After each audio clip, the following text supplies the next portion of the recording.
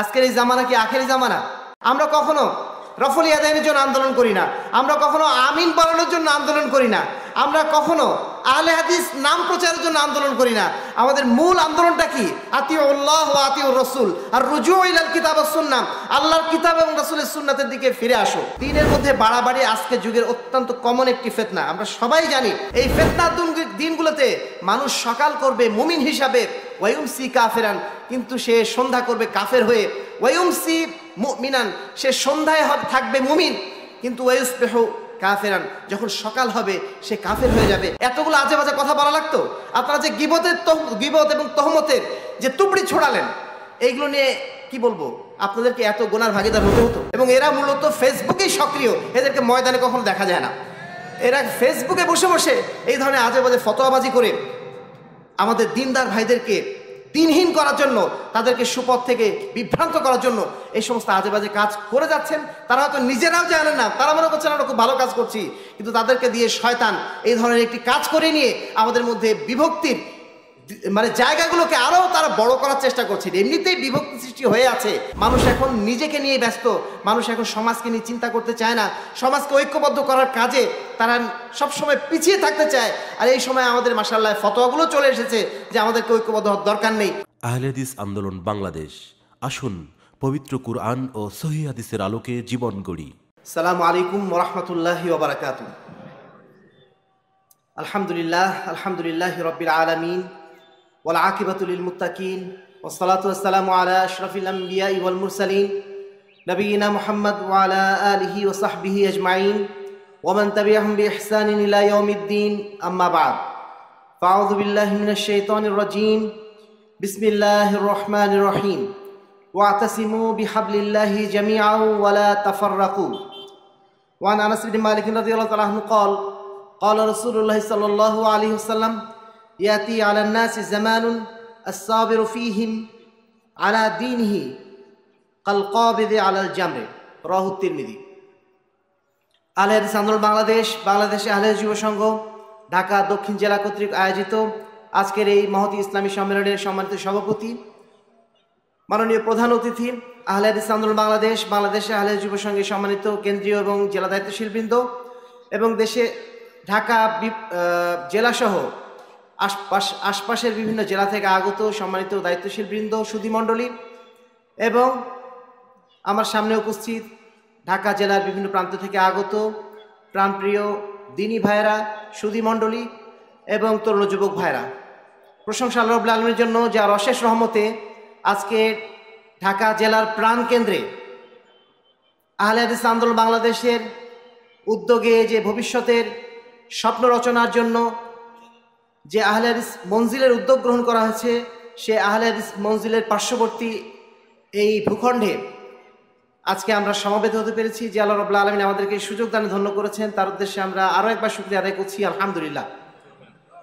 দরুদ ও সালাম বর্ষিত হোক শ্রেষ্ঠ নবী আহমদ মুস্তফা মুহাম্মদ মুস্তফা সাল্লাল্লাহু আলাইহি ওয়াসাল্লামের প্রতি, যার আদর্শকে আজকের সমাজের চতুর্দিকে ছড়িয়ে দেওয়ার জন্যই আমাদের এই সার্বিক প্রচেষ্টা।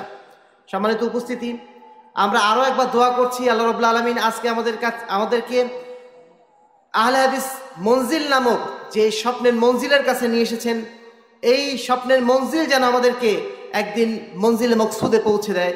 আমরা সকলেই বলি আল্লাহুম্মা আমিন। সম্মানিত উপস্থিতি, আজকে সংক্ষিপ্ত আলোচনার বিষয় আখেরি জামানায় আমাদের করণীয়। আজকে জামানাকে আমরা কি আখেরি জামানা বলছি নাকি? আজকের এই জামানা কি আখেরি জামানা? আখেরি জামানা আসলে আল্লাহ রাসূল সাল্লাল্লাহু আলাইহি ওয়াসাল্লামের আগমনের মাধ্যম দিয়ে শুরু হয়ে গেছে। তারপর থেকে যতদিন গত হয়েছে আখেরি জামানা আরও বেশি ঘনীভূত হয়েছে। তবে বিশেষভাবে এটাকে আখেরি জামানা, এটা স্পেসিফিক ভাবে বলাটা এটা মুশকিল।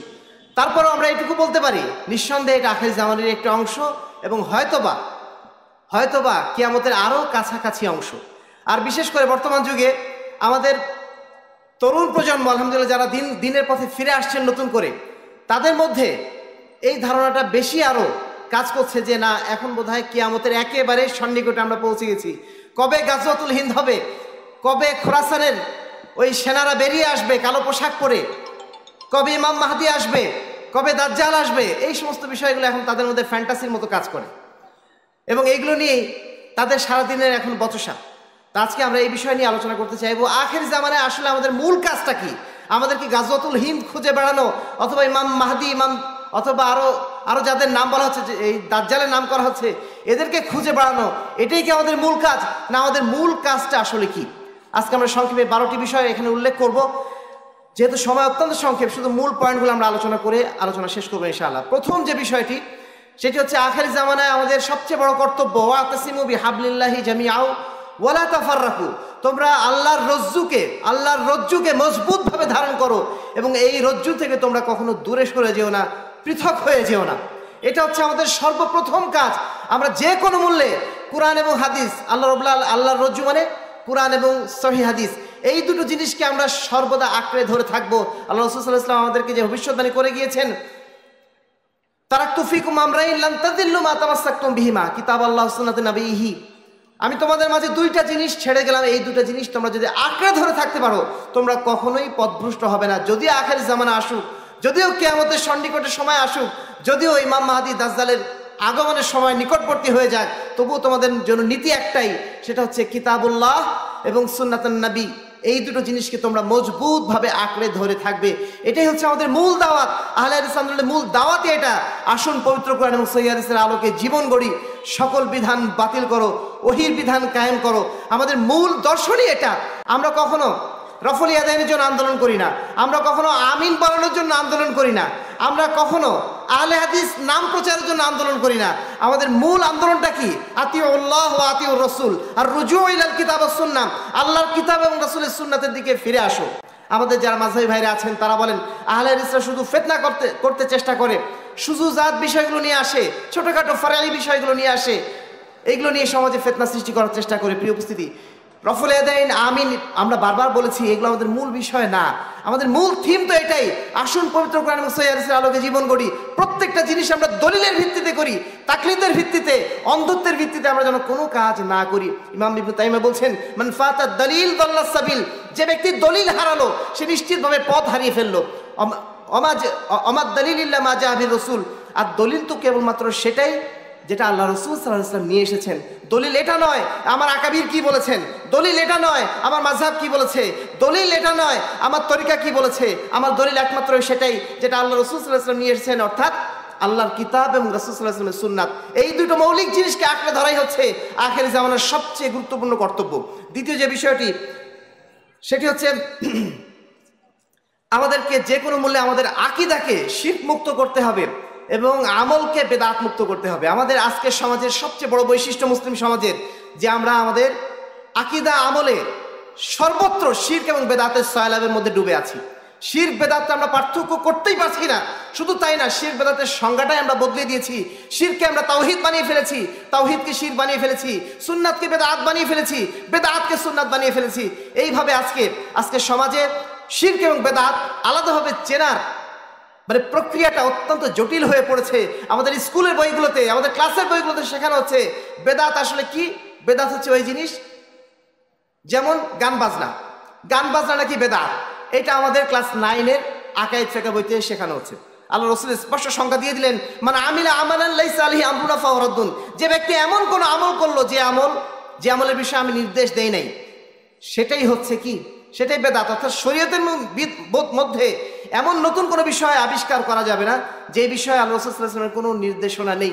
এইটার নামই বেদাত। আল্লাহ রাসূল এত স্পষ্ট সংজ্ঞা দেওয়ার পরে আমি আপনি খালি এখান থেকে এড়িয়ে থাকার জন্য কিভাবে এটাকে এড়িয়ে যাওয়া যায়, এই জন্য কেউ আবিষ্কার করেছেন বেদাতে হাসানা অথবা বেদাতে সাইয়্যা, আবার কেউ আবিষ্কার করেছেন এটা বেদাতে সাইয়্যা মানে কি, মানে গান বাজনা করা, মদ খাওয়া, এইগুলো নাকি বেদাতে সাইয়্যা।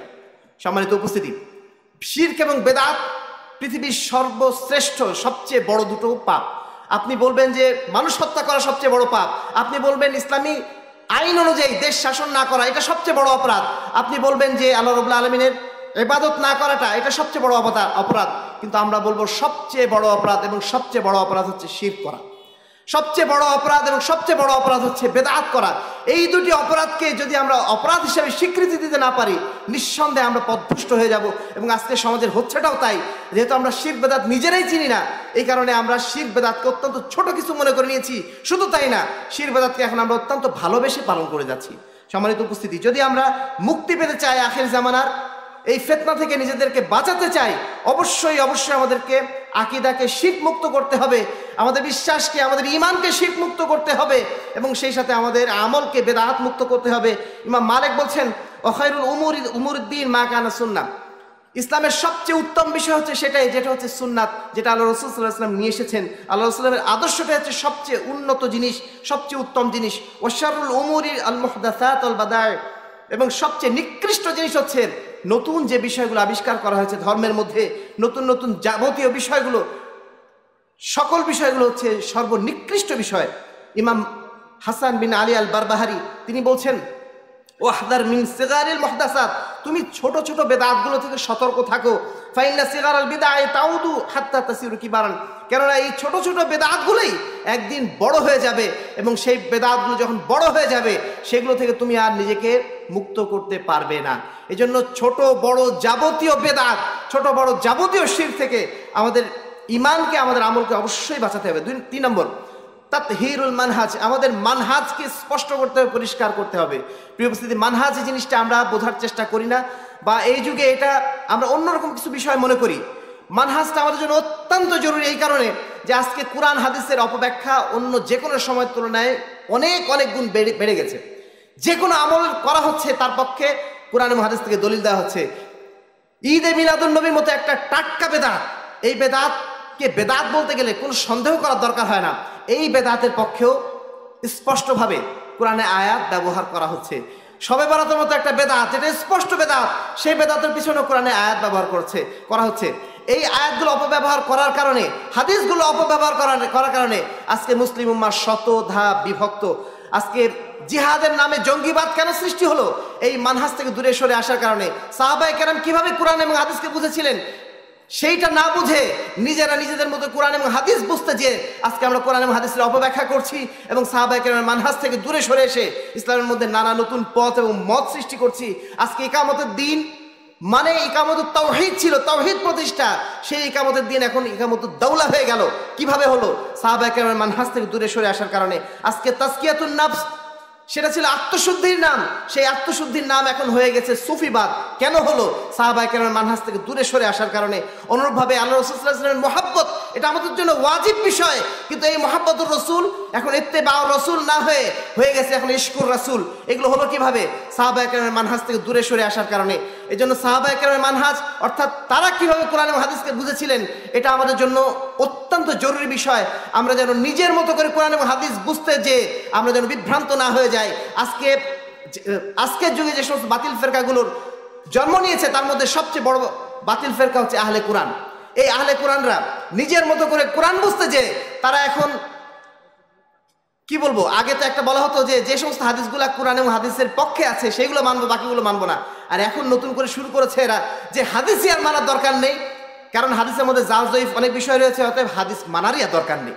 কোরআনকে নিজে বুঝতে যে, নিজের মতো করে বুঝতে যে মানুষ যে কত বড় পথভ্রষ্ট হতে পারে, তার একটা জাজ্জল্যমান দৃষ্টান্ত হচ্ছে আহলে কোরআন বা মুনকিরিনে হাদিসরা। সম্মানিত উপস্থিতি, 4 নম্বর যে বিষয়টি, সেটি হচ্ছে আমাদেরকে অবশ্যই সহি জ্ঞান অর্জন করতে হবে। ইলম অর্জন করার চেয়ে বিকল্প আর কোনো জিনিস নেই। আজকের দিনে সবচেয়ে বড় মুজাহিদ তারাই যারা সবচেয়ে বেশি ইলম অর্জনের কাজে নিজেদেরকে ব্যস্ত রাখেন, কারণ ইলমের মাধ্যমেই আমরা এই বাতিল থেকে, এই অন্যায় থেকে, এই ফিতনা থেকে নিজেদেরকে বাঁচাতে পারি। আল্লাহ রাসূল সাল্লাল্লাহু আলাইহি ওয়াসাল্লাম বলছেন ইন্না বাইনা ইয়াদাই সাআতি আইয়ামান, নিশ্চয়ই কিয়ামতের আগ দিয়ে এমন একটা সময় চলে আসবে ইয়ানজিলু ফিহাল জাহালু, যেই সময়টাতে আকাশ থেকে, আসমান থেকে জাহেলিয়াত, মূর্খতা নাজিল হবে। আকাশ থেকে নাজিল হয় কি? বৃষ্টি নাজিল হয়, কিন্তু কিয়ামতের আগে এমন একটা অবস্থা হবে, মূর্খতা, জাহালাত, এটা যেন নাজিল হবে। এবং জ্ঞান যেন উপরে উঠে নেওয়া হবে। ওয়াকসুরুল হারাজ, এবং মানুষের মধ্যে ফিতনা, ফাসাদ এবং হত্যাকাণ্ড, এইগুলো সব বেড়ে যাবে। সম্মানিত উপস্থিতি, আল্লাহ সাল্লাল্লাহু আলাইহি ওয়াসাল্লাম এজন্য বলে দিয়েছেন মাইয়ুরিদিল্লাহু বিখাইরান ইউফাক্কিহু ফিদ্দিন, যে ব্যক্তির কল্যাণ আল্লাহ রাব্বুল আলামিন চান, তার মধ্যে আল্লাহ রাব্বুল আলামিন দ্বীনের সঠিক জ্ঞান দান করেন। অতএব আমরা প্রত্যেকের জায়গা থেকে সাধ্যমতো দ্বীনের সঠিক জ্ঞানটা অর্জন করার চেষ্টা করব। আমরা সকলেই জানি এখন আলহামদুলিল্লাহ দ্বীনের জ্ঞান অর্জন করাটা অনেক সহজ হয়ে গেছে। 10 বছর আগে, 20 বছর আগে আমাদের সামনে জ্ঞানের এত অ্যাভেলেবল সোর্স ছিল না, কিন্তু এখন আমরা চাইলেই যে কোনোভাবে আলহামদুলিল্লাহ খুব সহজেই দ্বীনের জ্ঞান অর্জন করে নিতে পারবো। আমরা সাধ্যমতো যেন চেষ্টা করি আমরা আমাদের আখেরাতের সরঞ্জামকে প্রস্তুত করার জন্য সবচেয়ে গুরুত্বপূর্ণ যে কাজটি আমাদের হতে পারে সেটি হচ্ছে ইলম অর্জন। আল্লাহ রাব্বুল আলামিন আমাদের সকলকে সহিহ ইলম অর্জনের তৌফিক দান করুন। সম্মানিত উপস্থিতি, পঞ্চম যে বিষয়টি আল ইস্তিকামাতু আলা দ্বীন ওয়াল আখলাক, দ্বীনের উপর টিকে থাকা এবং আখলাকের উপর টিকে থাকা, আদর্শের উপর টিকে থাকা, এটা হচ্ছে এই যুগের জন্য অত্যন্ত কঠিন একটা সমস্যা। আল্লাহ রাসূল সাল্লাল্লাহু আলাইহি ওয়াসাল্লাম বলছেন, বাদিরু বিল আমাল ফিতানান কাকিতাইল লাইলিল মুজলিম, তোমরা আমলের দিকে অগ্রসর হও, তোমরা সৎ আমলের দিকে অগ্রসর হও, ফিতানান কাকিতাইল লাইল, এমন ফিতনা পৃথিবীর বুকে আসার আগেই, যেই ফিতনা এই পৃথিবীকে একদম আধার কালো করে ছাড়বে। ইউসবিহুর রাজুল মুমিনা, এই ফিতনার দিনগুলোতে মানুষ সকাল করবে মুমিন হিসাবে, ওয়ায়ুমসি কাফিরান, কিন্তু সে সন্ধ্যা করবে কাফের হয়ে, ওয়ায়ুমসি মুমিনান, সে সন্ধ্যায় থাকবে মুমিন, কিন্তু ওয়ায়ুসবিহু কাফিরান, যখন সকাল হবে সে কাফের হয়ে যাবে। ইয়াবিউ রাজুলু ইয়াবিউ দীনাহু বিআরাজিদ দুনিয়া, এবং সে দুনিয়ার বিনিময়ে দ্বীনকে বিক্রি করে দেবে। এই সময়টাকে এখন উপস্থিত হয় নাই? আমরা যে কোনো সময় যে কোনো মুহূর্তে এমন একটা অবস্থানে চলে এসেছি যখন তখন আমাদের ঈমান হারিয়ে যাচ্ছে, যখন তখন আমরা আদর্শ হারিয়ে ফেলছি, যখন তখন আমাদের মুখ দিয়ে অন্যরকম কথা বের হচ্ছে, আজকে একরকম কথা বলছি, কালকে আর রকম কথা বলছি। এই জামানা এখন চলে এসেছে, নীতি আদর্শহীনতার যুগ এখন চলে এসেছে, আমানতহীনতার যুগ এখন চলে এসেছে, অঙ্গীকারহীনতার যুগ এখন চলে এসেছে। এই যুগগুলোতে আমাদেরকে অবশ্যই নিজের ঈমান, নিজের আখলাক, নিজের আদর্শকে ধরে রাখাটা অত্যন্ত কঠিন ব্যাপার, কিন্তু এটাকে অবশ্যই ধরে রাখতে হবে। আল্লাহ রাসূল সাল্লাল্লাহু আলাইহি ওয়াসাল্লামের একটি গুরুত্বপূর্ণ হাদিস এখানে উল্লেখ করা দরকার, কিন্তু সময় একেবারে নেই, আমি সেদিকে যাচ্ছি না। তবে এটুকু অন্তত বলতে পারি যে হালাল রিজিকের বিষয়টা নিয়ে অন্তত যেন আমরা সচেতন থাকার চেষ্টা করি। আল্লাহ রাসূল বলছেন, লা ইয়াতিয়ানা আলান নাস জামানুন, মানুষের মধ্যে এমন একটা সময় অবশ্যই আসবে, লা ইউবালিল মারউ মিম্মা আখাযা আল মাল আমিনাল হালাল আম মিন হারাম, এমন একটা সময় আসবে যখন মানুষ হিসাব করবে না, মানুষ হিসাবই করবে না সে কোথা থেকে মাল অর্জন করছে, সে কি হালাল উপার্জন করছে নাকি হারাম উপার্জন করছে, এই ধরনের কোনো তোয়াক্কাই সে করবে না। এই জামানা কি এখন আসে নাই? এই জামানা এখন চলে এসেছে। প্রিয় উপস্থিতি, হালাল রিজিকের বিষয়ে আমাদের প্রত্যেককে সতর্ক থাকতে হবে। 6 নম্বর যে বিষয়টি, তারকু মালাই আনি, অনর্থক বিষয়গুলোকে আমাদের ছেড়ে দিতে হবে, যে বিষয়গুলোর মধ্যে কোনো অর্থ নেই। আল্লাহ রাসূল বলছেন, মিন হুসনি ইসলামিল মারি তারকু মালাই আনি, মানুষের ইসলামের সৌন্দর্য হলো সে অনর্থক বিষয়গুলো, অনর্থক কাজগুলো থেকে সবসময় দূরে থাকবে। প্রিয় উপস্থিতি, আমি শুরুতে যেটা বলেছিলাম, আজকের যুগ হচ্ছে কূটতর্কের যুগ। মানুষ কূটতর্ক প্রচণ্ড রকম পছন্দ করে। তারা ফেসবুক, ইউটিউবে বা সোশ্যাল মিডিয়াতে তারা নানা বিষয়ে অযথা অনর্থক কূটতর্ক করে সময় নষ্ট করে। তারা দিনের কাজে সময় ব্যয় করা বাদ দিয়ে মানুষের সমালোচনায় ব্যস্ত হয়ে পড়ে। আর এই সাথে এখন যোগ হয়েছে বিভিন্ন দিনই বিষয়গুলো নিয়েও আমাদের কূটতর্ক, ওই দাজ্জাল নিয়ে, তারপরে মানে মাহদি নিয়ে, ইমাম মাহদি নিয়ে, অথবা বিভিন্ন ইজতিহাদি মাসলা মাসাইল নিয়ে আমাদের কূটতর্ক আমরা স্পষ্টভাবে বুঝতে পারবো যদি আমরা ফেসবুকে ঢুকি। প্রিয় উপস্থিতি, এই বিষয়গুলো নিয়ে আমাদেরকে অবশ্যই সতর্ক থাকতে হবে, আমরা যেন অযথা কোনো কাজ করে সময় নষ্ট না করি এবং আমাদের ঈমান আকীদা যেন নষ্ট না করে ফেলি। 7 নম্বর, সবর, আমাদেরকে অবশ্যই ধৈর্য ধারণ করতে হবে। ধৈর্য ধারণ হচ্ছে এমন একটা গুণ, যেই গুণের মাধ্যম দিয়ে আপনি দুনিয়ার সমস্ত কল্যাণ লাভ করতে পারেন এবং দুনিয়ার যে কোনো অকল্যাণ থেকে নিজেকে মুক্ত রাখতে পারেন। আজকে আমরা এই ধৈর্য ধরতে না পারার কারণেই আজকে আমরা বহু ক্ষেত্রে পথভ্রষ্ট হয়ে যাচ্ছি। 8 নম্বর যে বিষয়টি সেটি হচ্ছে আল গুলু ফিদ্দিন, দ্বীনের মধ্যে বাড়াবাড়ি আজকে যুগের অত্যন্ত কমন একটি ফিতনা। আমরা সবাই জানি যে কি অবস্থা এখন চলছে দ্বীন নিয়ে। যারা আমরা কিছুটা দিনদার মানুষ, তারা দ্বীন নিয়ে কিভাবে বাড়াবাড়ি করছি, যখন তখন যাকে তাকে আমরা কাফের বলছি, যখন তখন যাকে তাকে বেদাতি বলছি, আরও কতগুলো বিষয় রয়েছে যে বিষয়গুলো আমরা বাড়াবাড়ি করে চলেছি। একই দিনে সিয়াম পালন করতে হবে, একই দিনে ঈদ পালন করতে হবে, সংগঠন করা যাবে না, এই করা যাবে না, সেই করা যাবে না, নানা বিষয়গুলো নিয়ে আমরা এত বেশি বাড়াবাড়ির মধ্যে লিপ্ত, যেগুলো নিঃসন্দেহে আমাদের দিনদারিতার ক্ষেত্রে, আমাদের সিরাতুল মুস্তাকিমের উপর পথ চলার ক্ষেত্রে চূড়ান্তভাবে আমাদেরকে বাধাগ্রস্ত করছে এবং আমাদেরকে অবশ্যই বিভ্রান্ত করে দিচ্ছে। প্রিয় উপস্থিতি, এগুলো নিয়ে অনেক কথা বলার আছে, কিন্তু এখন সময় নেই। আমি সংক্ষিপ্তভাবে আরও একটু বিষয় বলতে চাইব। আজকে একদল ভাই বেরিয়ে গেছেন, এদেরকে এখন বলতে হচ্ছে এরা হচ্ছে ফেসবুক পুলিশ। মানে যেখানে যে ঘটনা ঘটবে, ছোট্টখাট্ট ঘটনাকে তিলকে তাল বানিয়ে তারা এমনভাবে উপস্থাপন করছেন এবং এটাকে কেন্দ্র করে একজন ব্যক্তি, একটা সংগঠন, একটা দলের মানহানি করার জন্য যে আয়োজনগুলো তারা করছেন, এটা অত্যন্ত লজ্জাস্কর। আমরা যখন পাকিস্তানে ছিলাম একটা দলের কথা শুনতাম, জামাআতুত তাহজির, অর্থাৎ মানুষকে খালি তারা সতর্ক করে অমুকের কাছ থেকে এলেম নেওয়া যাবে না, তমুকের কাছ থেকে এলেম নেওয়া যাবে না। আরেকটা দল ছিল জামাআতুত তাখরিজ, অমুক দল হচ্ছে সালাফি থেকে খারিজ হয়ে গেছে, অমুক ব্যক্তি সালাফি থেকে খারিজ, এই সমস্ত দায় দায়িত্ব নিয়েছে আমাদের সমাজে গুটি কয়েক কিছু লোক, এবং এরা মূলত ফেসবুকেই সক্রিয়, এদেরকে ময়দানে কখনো দেখা যায় না।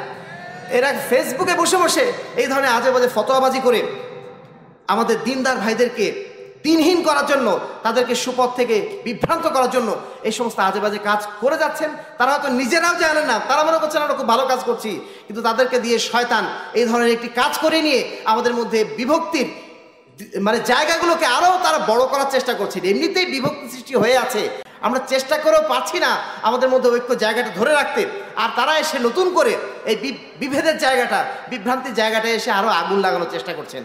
প্রিয় উপস্থিতি, তাদের প্রতি আমাদের অনুরোধ থাকবে, দয়া করে এই ধরনের কাজ করবেন না। যে অবস্থা এখন দাঁড়িয়েছে, মনে হচ্ছে আল্লাহ রাসূল যদি স্বয়ং থাকতেন এখানে, তাকেও বোধহয় আপনারা ভুল ধরে তাকে আপনারা বেদাতি বা অন্য কিছু আখ্যা দিয়ে বসতেন। আল্লাহ রাসূল সাল্লাল্লাহু আলাইহি ওয়াসাল্লামকে যুল খুয়াইসিরা নামে একজন ব্যক্তি, আপনারা জানেন না? আল্লাহ রাসূল একদিন গনিমতের মাল বন্টন করছেন, আল্লাহ রাসূলকে এসে সেই যুল খুয়াইসিরা বনি তামিম গোত্রের একজন ব্যক্তি, সে এসে বলছে, ইয়া মুহাম্মদ, হে মুহাম্মদ, আপনি ন্যায় বিচার করুন। স্বয়ং রাসূল সাল্লাল্লাহু আলাইহি ওয়াসাল্লামকে বলছে আপনি ন্যায় বিচার করেন। আল্লাহ রাসূল বলছেন কি, ওয়াইলাকা মাইয়া আদিল ইদা লাম আদিল, তোমার ধ্বংস হোক যদি আমি ন্যায় বিচার না করি, তাহলে ন্যায় বিচার করবে কে? আজকে আমাদের মধ্যে একদল ভাই এরকম তৈরি হয়ে গেছে, যারা এখন ফিল্টারিং একটা জায়গা তৈরি করেছেন, এবং সেই জায়গাতে তারা প্রত্যেককেই আজকে সমাজে যারা যে সমস্ত আহলে দলগুলো রয়েছে, সংগঠনগুলো রয়েছে, আহলে হাদিস শায়েখ মাশায়েখ যারা রয়েছেন, তাদের প্রায় প্রত্যেকেই তারা এই ফিল্টারিং এর মধ্যে ঢুকায় দিয়ে তাদেরকে সালাফি আকীদা থেকে বহিষ্কার করার জন্য আয়োজন করা শুরু করেছেন। আমরা তাদের প্রতি অনুরোধ করি, দয়া করে এই সমস্ত আজে বাজে ফালতু কাজ করে সময় নষ্ট করবেন না, পারলে কিছু কাজের কাজ করুন, কিন্তু এই ধরনের অকাজ করে মুসলিম সমাজে বিভ্রান্তি সৃষ্টি করবেন না, আমাদের বৃহত্তর ঐক্যের পথে আপনারা খামাখা বাধার তৈরি করবেন না। সম্মানিত উপস্থিতি, সর্বশেষ আমাদেরকে অবশ্যই সমাজ সংশোধনের কাজ করতে হবে, এটা আমাদের জন্য দায়িত্ব। বাদাল ইসলাম গরিবান ওয়া সায়াউদু কামা বাদা ফাতুবা লিল গুরাবা, ইসলাম শুরু হয়েছিল কম সংখ্যক মানুষদের মধ্য দিয়ে, এবং ইসলাম আবার ফিরে যাবে কম সংখ্যক মানুষের মধ্যেই। ফাতুবা লিল গুরাবা, এই কম সংখ্যক মানুষদের জন্যই রয়েছে সুসংবাদ। তাদের পরিচয়কে আল্লাহ রাসূল বলছেন, আল্লাযীনা ইউসলিহুনা মা আফসাদান নাস, মানুষ যখন কোনো বিষয় নষ্ট করে ফেলে, যখন সুন্নাতগুলোকে যখন তারা নষ্ট করে ফেলে, তখন তারা সুন্নাতের চর্চা করে, সুন্নাতকে ফিরিয়ে নিয়ে আসে, এবং সমাজকে যারা সংস্কার করে তারাই হচ্ছে সেই গোরাবা। আসুন আমরা সেই চেষ্টা করি, আমরা যেন সমাজের বুকে গোরাবা হতে পারি, আমরা যেন সমাজের বুকে ফিতনা সৃষ্টিকারী যেন না হই। সর্বশেষ আমাদেরকে অবশ্যই জামাতবদ্ধ হতে হবে, এই কথাটা আমরা বারবার বলি এবং বলেই যাব, বলতেই হবে আমাদেরকে, কারণ এই সমাজ এখন পরস্পর বিভক্ত হওয়ার সময়, আত্মকেন্দ্রিক সময়, ব্যক্তি স্বাতন্ত্র্যবাদের সময়। মানুষ এখন নিজেকে নিয়ে ব্যস্ত, মানুষ এখন সমাজকে নিয়ে চিন্তা করতে চায় না, সমাজকে ঐক্যবদ্ধ করার কাজে তারা সবসময় পিছিয়ে থাকতে চায়। আর এই সময় আমাদের মাশাআল্লাহ ফতোয়াগুলো চলে এসেছে যে আমাদেরকে ঐক্যবদ্ধ হওয়ার দরকার নেই। আমরা এই জন্যই বলতে বাধ্য হচ্ছি, সবসময় বলছিও আমরা যে আমাদেরকে অবশ্যই ঐক্যবদ্ধ থাকতে হবে, কারণ আল্লাহ রাসূলের ওসিয়ত, আল্লাহ রাসূল হুযায়ফা ইবনে ইয়ামানকে এই ওসিয়ত করে গিয়েছিলেন, যে সময় ফিতনা সৃষ্টি হবে সেই সময় তোমাদের কর্তব্য হবে, আল্লাহ রাসূলের ওসিয়ত হচ্ছে, তালজাম জামাআতাল মুসলিমিন ওয়া ইমামাহুম, তোমরা মুসলমানদের জামাতকে আঁকড়ে ধরে থাকবে, তাদের ইমামদেরকে তোমরা আঁকড়ে ধরে থাকবে। এটা হচ্ছে আল্লাহ রাসূলের পক্ষ থেকে ওসিয়ত। আমরা আল্লাহ রাসূলের ওসিয়তকে সবার আগে অগ্রাধিকার দেই, মানুষের ওসিয়ত, মানুষের নসিহত, মানুষের ফতোয়াকে আমরা অগ্রাধিকার দেই না। আমরা আল্লাহ রাসূল সাল্লাল্লাহু আলাইহি ওয়াসাল্লামের ওসিয়তকেই সর্বোচ্চ অগ্রাধিকার দিয়ে থাকি। আর এই কারণে আমরা সংঘবদ্ধ হওয়ার জন্য, সংগঠিত হওয়ার জন্য আপনাদেরকে বারবার আহ্বান জানাই, আজও জানাচ্ছি, ভবিষ্যতে ইনশাআল্লাহ আহ্বান জানিয়ে যাব। এটা আমাদের কর্তব্য বলেই আমরা মনে করি। সর্বশেষ আমাদেরকে সর্বদা আল্লাহর কাছে দোয়া করতে হবে, আল্লাহ রাব্বুল আলামিন যেন আমাদেরকে হেদায়েতের উপর টিকিয়ে রাখেন। কারণ এই সমাজ ব্যবস্থা এমন তৈরি হয়ে গেছে, আমাদের শিক্ষা ব্যবস্থা, আমাদের অর্থ ব্যবস্থা, আমাদের রাজনৈতিক অবস্থা, আমাদের ধর্মীয় অবস্থা, চারিদিকে আজকে আমরা এমন এক ফিতনার মধ্যে পড়ে আছি, যে কোনো সময় আমরা পথভ্রষ্ট হয়ে যেতে পারি। যে কোনো সময়, যে কোনো মুহূর্তে আমাদের পথভ্রষ্ট করার জন্য সমস্ত আয়োজন প্রস্তুত করা আছে। এই সময়গুলোতে আল্লাহর কাছে আমাদেরকে নিবিড়ভাবে সবসময় দোয়া করতে হবে, ইয়া মুকাল্লিবাল কুলুব সাব্বিত কুলুবানা আলা তাআতিক, ইয়া মুসাররিফাল কুলুব সাররিফ কুলুবানা আলা দীনিক। সেই সাথে রব্বানা লা তুযিগ কুলুবানা বা'দা ইয হাদাইতানা ওয়া হাব লানা মিন লাদুনকা রাহমা, যত দোয়া আছে এই দোয়াগুলো সবসময় পড়বেন। তারপরে ওই যে দাজ্জালের ফিতনা থেকে, শেষ জামানের ফিতনা থেকে সবসময় আল্লাহর কাছে আশ্রয় চাইবেন। আর এইভাবেই যদি আমরা আমাদের কর্তব্যগুলো পালন করে যেতে পারি, ইনশাআল্লাহ আল্লাহ রাব্বুল আলামিন আমাদেরকে এই জামানার এই ফিতনাগুলো থেকে নিজেদেরকে বেঁচে থাকার সুযোগ দান করবেন। এবং ইনশাআল্লাহ এর মাধ্যম দিয়ে কালকে আমাদের ময়দানে আমরা আল্লাহর মুক্তিপ্রাপ্ত বান্দাদের মধ্যে অন্তর্ভুক্ত হতে পারবো। আমি আর কথা বাড়াবো না। হাদিস ফাউন্ডেশন শিক্ষা বোর্ডের পক্ষ থেকে আপনারা জানেন যে আলহামদুলিল্লাহ যে উদ্যোগগুলো গ্রহণ করা হয়েছে এই সমাজের সন্তানদেরকে পবিত্র কোরআন এবং সহিহ হাদিসের উপর গড়ে তোলার জন্য যে উদ্যোগগুলো গ্রহণ করা হয়েছে সেই উদ্যোগের মধ্যে অন্যতম হলো আমাদের বিভিন্ন ক্লাসের বইগুলো বের করা হচ্ছে। এই বইগুলো আপনারা দেখেছেন। আমরা চেষ্টা করছি অন্ততপক্ষে ক্লাস 1 থেকে 5 পর্যন্ত সমস্ত কারিকুলামের বইগুলা আমরা যেন আমাদের বোর্ড থেকে বের করতে পারি, আমাদের আকীদা মানহাজ অনুযায়ী যেন আমরা সাজিয়ে নিতে পারি। এই জন্য আমরা সাধ্যমতো চেষ্টা চালিয়ে যাচ্ছি। আপনারা আন্তরিকভাবে দোয়া করবেন এবং সেই সাথে আপনাদের সন্তানদেরকে বইগুলো পড়ানোর চেষ্টা করবেন। আমি আর কথা বলবো না। আহলে হাদিস বাংলাদেশ আহলে যুব সংঘ ঢাকা দক্ষিণ জেলাকে আন্তরিকভাবে ধন্যবাদ জানাচ্ছি আজকের এই চমৎকার আয়োজনের জন্য। এবং সেই সাথে সাথে দূর দূরান্ত থেকে যে সমস্ত দিনী ভাইরা কষ্ট করে এসেছেন, আশেপাশে বিভিন্ন জেলা থেকে যারা কষ্ট করে এসেছেন, আল্লাহ রাব্বুল আলামিন তাদের সকলকে উত্তম প্রতিদান দান করুন। আমাদের এই প্রচেষ্টাকে যেন আল্লাহ রাব্বুল আলামিন কবুল এবং মঞ্জুর করে নেন এবং আগামী দিনে পবিত্র কোরআন এবং সহিহ হাদিসের প্রচার এবং প্রসারে আজকের এই দিনটাকে যেন আল্লাহ রাব্বুল আলামিন মাইল ফলক হিসেবে কবুল করে নেন। আল্লাহুম্মা আমিন ওয়া আখির দাওয়ানা আলহামদুলিল্লাহি রাব্বিল আলামিন। আসসালামু আলাইকুম ওয়া রাহমাতুল্লাহি ওয়া বারাকাতুহু।